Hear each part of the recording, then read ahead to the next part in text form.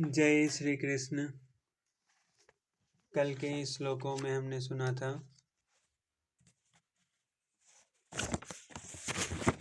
जो कृष्ण भावनामृत में परमेश्वर से संबंधित नहीं है उसकी न तो बुद्धि दिव्य होती है और न ही मन स्थिर होता है।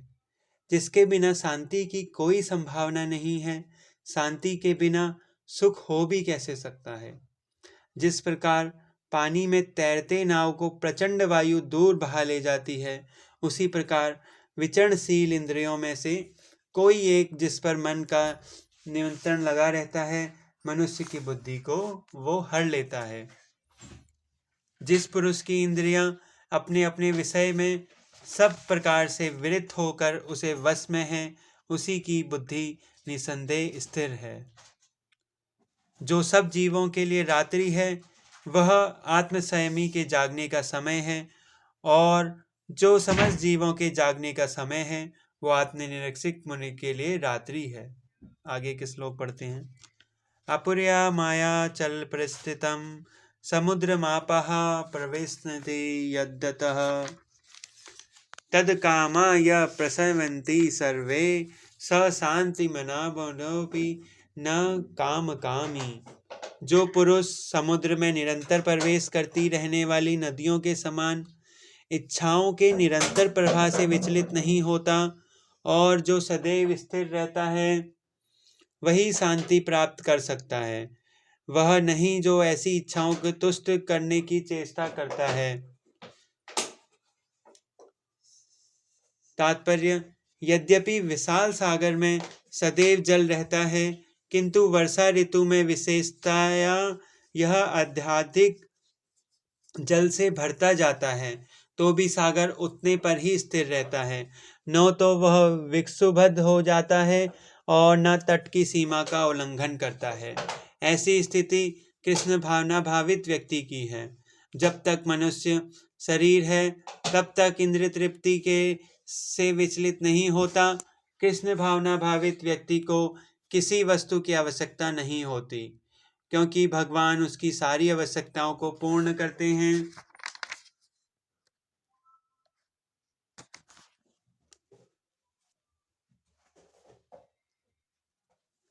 अतः वह सागर के तुल्य होता है, अपने में सदैव पूर्ण।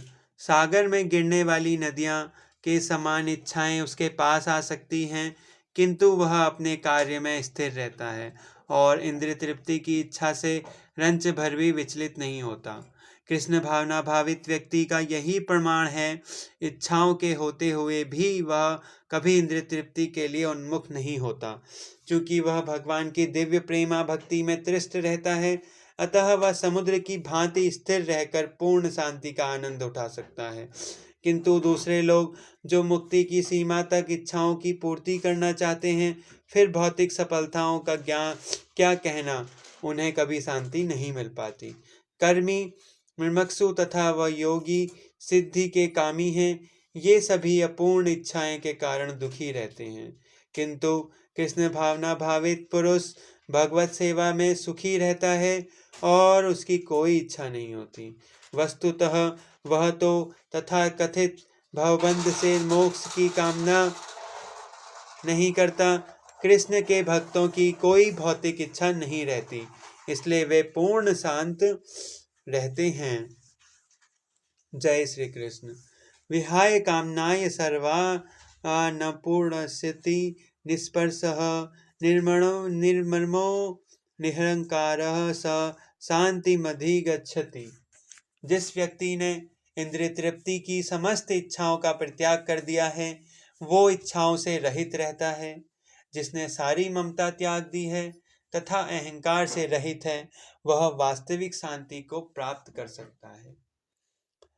तात्पर्य: निष्प्रह होने का अर्थ है इंद्रिय तृप्ति के लिए कुछ भी इच्छा न करना। दूसरे शब्दों में कृष्ण भावना भावित होने की इच्छा वास्तव में इच्छा शून्यता या निष्प्रता है। यह इस शरीर को मिथ्या ही आत्मा माने बिना तथा संसार की किसी वस्तु में कल्पित स्वामित्व रखे बिना श्री कृष्ण के नित्य दास के रूप में अपनी यथार्थ स्थिति को जान लेना कृष्ण भावनामृत की सिद्ध अवस्था है। जो इस सिद्ध अवस्था में स्थित है वह जानता है कि श्री कृष्ण ही प्रत्येक वस्तु के स्वामी हैं, अतः प्रत्येक वस्तु का उपयोग उनकी तुष्टि के लिए किया जाना चाहिए। अर्जुन आत्मतुष्टि के लिए युद्ध नहीं करना चाहता था, किंतु जब वह पूर्ण रूप से कृष्ण भावना भावित हो गया तो उसने युद्ध किया, क्योंकि कृष्ण चाहते थे कि वह युद्ध करे।